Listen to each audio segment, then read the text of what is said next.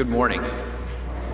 So, in case you missed Dan's announcement, I'm not Reverend Lauren, and I didn't stay at a Holiday Inn Express last night either, but I did get a sermon from Lauren, and so I will be using her words this morning. So these are her words, not mine. So when I recount some of these stories, they're Lauren's stories, not mine, as you'll kind of get a feel as we go through it. But I did think that it was kind of, I thought it was kind of interesting that it just happened that I was the liturgist this week, and so I got the message to take over and fill in for Lauren. I thought, well, how appropriate is that? Go Browns! And I have to admit, coming from Wadsworth, Ohio, I spent a few years in the town where there's a couple of these stories in her sermon that are based off of. So I have an intimate knowledge of the Wadsworth experience that I think I can also bring to bear on this. So we'll go on from there. And again, I want to first off say, thank you to everyone for being here this morning, just because, the weather, as Dan announced, a lot of things are being canceled. So thank you for braving it out this morning and being here. And hopefully we'll bring you a good message, and I'll convey my best and I'll do my best inner Lauren here to you all. So in the scripture lesson too, and Lauren and I had kind of discussed this a little bit earlier this week. It's kind of a tough scripture lesson that I read, and we'll get into this in here. But that righteous indignation, and that was really some tough passages as you read through that scripture. And that scripture really it talks a lot about of the anger and that how we use that is interesting. So you get a little bit more as we go through this. Occasionally, we would have career fairs at Wadsworth High School, and people representing all sorts of fields would come. Remember, God called me, not me, Lauren, to ministry in the 6th grade. So if you remember that, Lauren got her calling in the 6th grade. She feels that was there and present at that time. So no one in my family had ever been a minister, though many family members had served in the military. So I contemplated being a military chaplain. Wanting more information about chaplaincy, I asked a Navy recruiter at the career fair, who condescendingly said that women in the Navy are only good as nurses. Yeah. So all the guys within earshot laughed at my expense. It was so embarrassing. Though to clarify, there's nothing wrong with nursing. One of my grandmothers was a registered nurse, and my mom is actually a registered nurse, so nothing wrong with nursing. By the way, this Navy recruiter spoke, and not deigning to even provide information about military chaplaincy angered me. When I shared this experience with my grandfather, who was a first sergeant in the United States Army, which is a pretty powerful position, enlisted position in the United States Army. So usually they're the guys that are drilling and instructing and doing that. They're the really rough guys that make sure that the Army is trained, equipped, and ready to do their job. So her grandfather was a first sergeant in the Army. And he at first asked what the guy's name was, because he wanted to show up at the office with a rifle and all of his VFW buddies, kind of give this guy a lesson. But then Grandpa came around, and he encouraged me to write the Navy and tell them what happened. Don't just stew in your anger, do something so this doesn't happen to other young women. What a good message that grandfather passed on. Grandpa got me the names and addresses of some other people in the Navy, and my letter writing campaign commenced. Shockingly, several representatives of the United States Navy wrote back. Here's what one of the letters said. Dear Ms. Lorincz, thank you for your letter regarding your negative experience with the Navy representative during a public school career fair. It is heartening to see that the youth of America, our future leaders, voice their concerns and articulate their feelings, emotions, and stance. I deeply regret the inaccuracy of the information you received.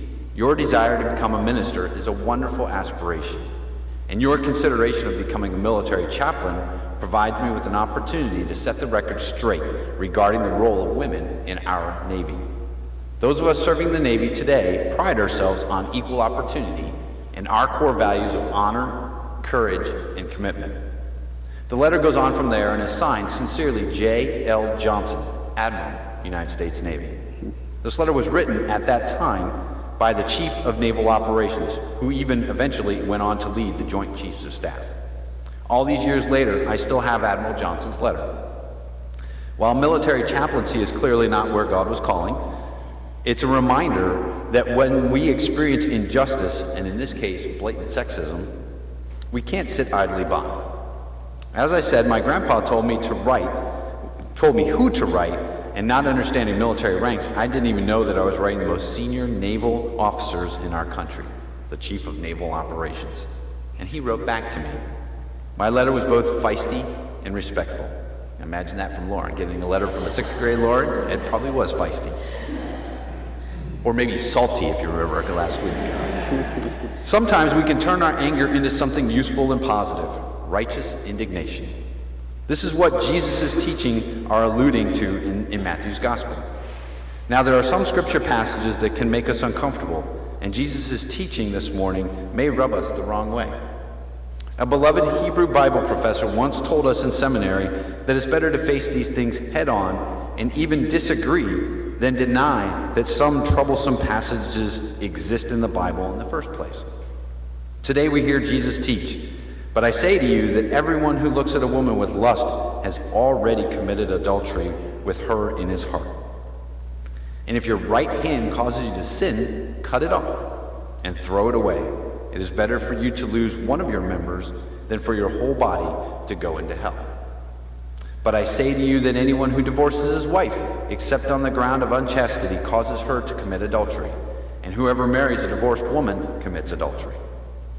For historical context, we know that this is a patriarchal society, and it's true that Jesus had a special place in his heart for women. He wasn't the only rabbi at the time who did, but the role of women in Jesus' ministry, particularly in Luke's gospel, is significant. At this time, a man could divorce a woman for various reasons, particularly if the marriage hadn't produced a child, which was always blamed on the woman.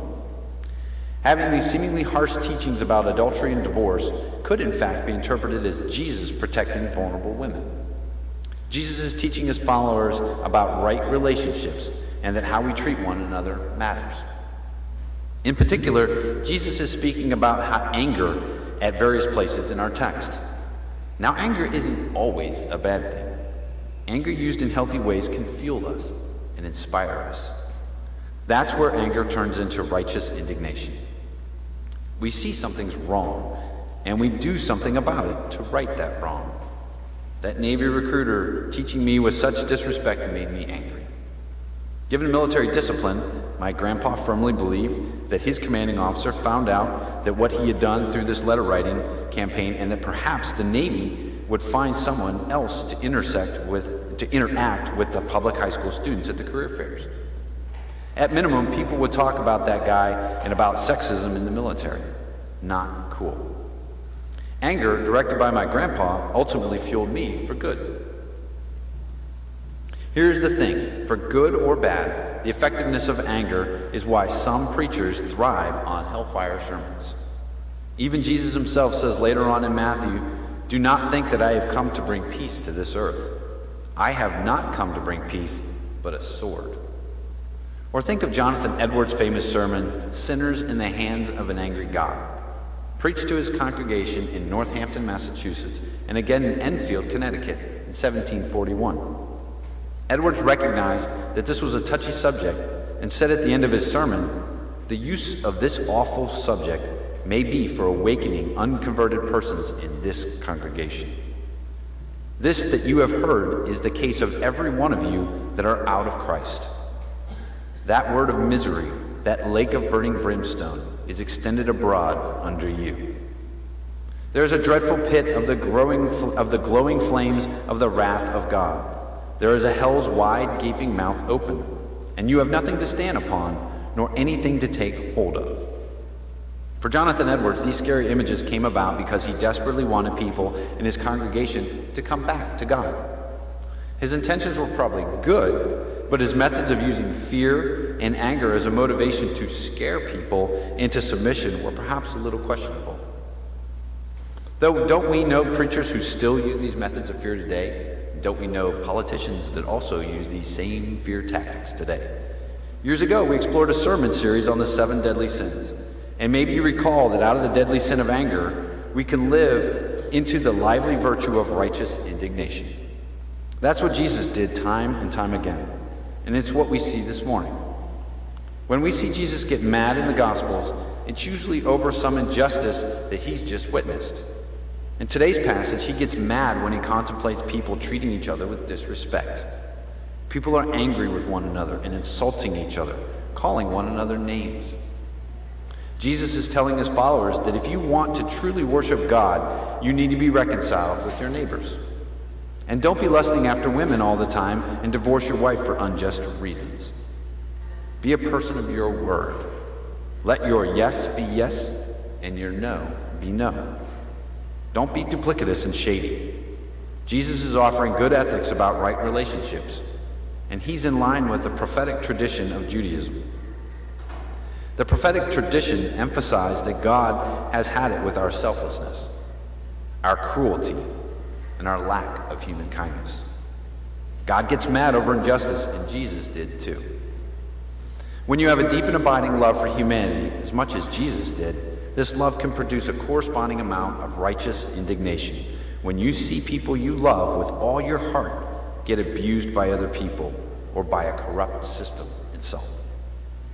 When Jesus saw this abuse, he got indignant. Jesus yelled at those in power who took advantage of the poor. He healed in the face of breaking some rules. And he turned over tables in the temple that represented in his mind and heart all that was wrong with the everyday practice of Judaism advocated by the leadership of the time. We so desperately want to sand off the rough edges of Jesus of Nazareth. We want him to be that cute little baby in Bethlehem, or the good shepherd, or like Mr. Rogers. But Jesus also had a side to him that was fiery and passionate and enraged when he perceived injustice. He was a prophetic figure who got fed up with the way things were, and he did something about it. Jesus didn't like seeing people not having right relationships with one another, especially his followers, who he expected to be paying attention to what he was teaching. Jesus' passion fueled him to speak truth to power and advocate for changes, and he paid for this righteous indignation with his life in the end. Remember, that word indignation comes from the Latin word indignitas, which is the opposite of dignity. Indignity gets aroused when dignity is denied to others.